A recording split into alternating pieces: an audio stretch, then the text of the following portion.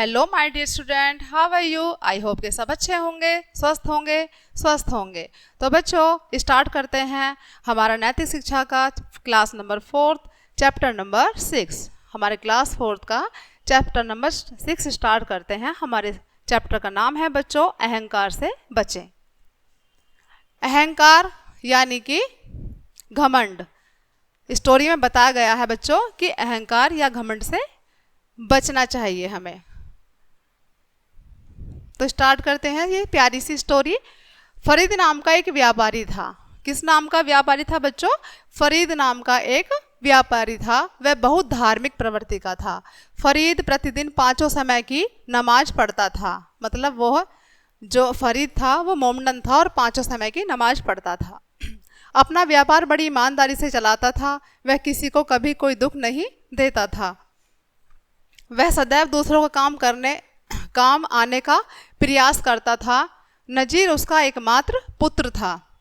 उसका एक पुत्र था जिसका नाम क्या था बच्चों? नजीर था। फरीद उसे भी अपनी ही तरह धार्मिक और ईमानदार प्रवृत्ति का बनाना चाहता था। जैसा वो खुद था ईमानदार और धार्मिक, वैसा ही फरीद को भी बनाना चाहता था। नजीर को बनाना चाहता था। अतः उसने अपने पुत्र को प्रतिदिन कुरान पढ़ने की सलाह दी। नजीर ने अपने पिता की आज्ञा का पालन किया। वह प्रतिदिन सुबह उठकर कुरान का पाठ करने लगा। यह देखकर फरीद बहुत प्रसन्न हुआ, बहुत खुश हुआ।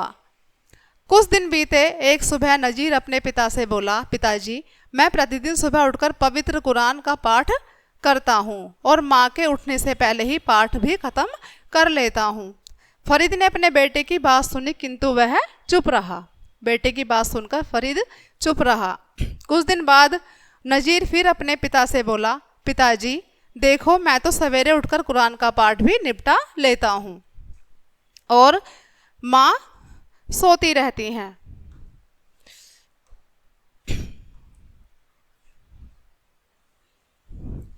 वह पवित्र कुरान का पाठ करना तो दूर, उसे सुनती तक नहीं है। फरीद अपने बेटे की यह बात सुनकर चकित रह गया।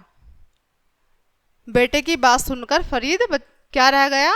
चकित रह गया। उसने बड़े शांत स्वभाव से बेटे से कहा, बेटा अब तुम कल से कुरान पढ़ना बंद कर दो। ये देखिए बच्चों, यहाँ पर ये नजीर है फरीद का बेटा और ये क्या कर रहा है यहाँ पर पिक्चर में? ये कुरान पढ़ रहा है।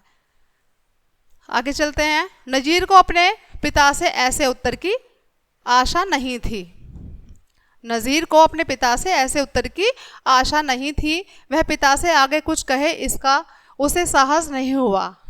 लेकिन फरीद उसे स्वयं ही बोला, मैंने तुमसे कुरान पढ़ने को इसलिए कहा था कि तुम उसमें दिए उपदेशों पर अमल करो। जो कुरान में उपदेश दिए हुए हैं उन्हें पढ़ो और उन पर अमल करो और गुणवान बन जाओ। किंतु मैं देख रहा हूँ तुम्हें तो अभिमान होने लगा है। तुम्हें तो अभिमान होने लगा है यानी घमंड होने लगा है। कुरान को पढ़ने के साथ साथ उसके उपदेशों को अपने जीवन में उतारो, तभी तुम गुणवान और महान व्यक्ति बन पाओगे। अभिमानी व्यक्ति दूसरों में दोष देखता है। जो अभिमानी व्यक्ति होता है बच्चों, वो दूसरों में हमेशा दोष ढूंढता है और अपने को बड़ा मानने लगता है। उसे छोटे बड़े का भी ध्यान नहीं रहता। यह अभिमान मनुष्य को उन्नति के रास्ते पर नहीं बल्कि पतन की ओर ले जाता है। जब इंसान को घमंड हो जाता है बच्चों, तो क्या होता है कि मनुष्य का पतन शुरू हो जाता है।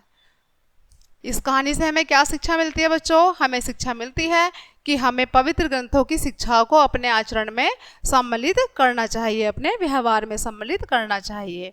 हमें अपनी किसी भी विशेषता या गुण का अभिमान नहीं करना चाहिए कि जो हमें खूबी है, कोई गुण है, तो हमें उसका घमंड नहीं करना चाहिए।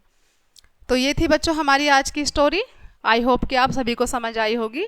मिलते हैं नेक्स्ट चैप्टर में नेक्स्ट स्टोरी के साथ। तब तक के लिए बाय बाय।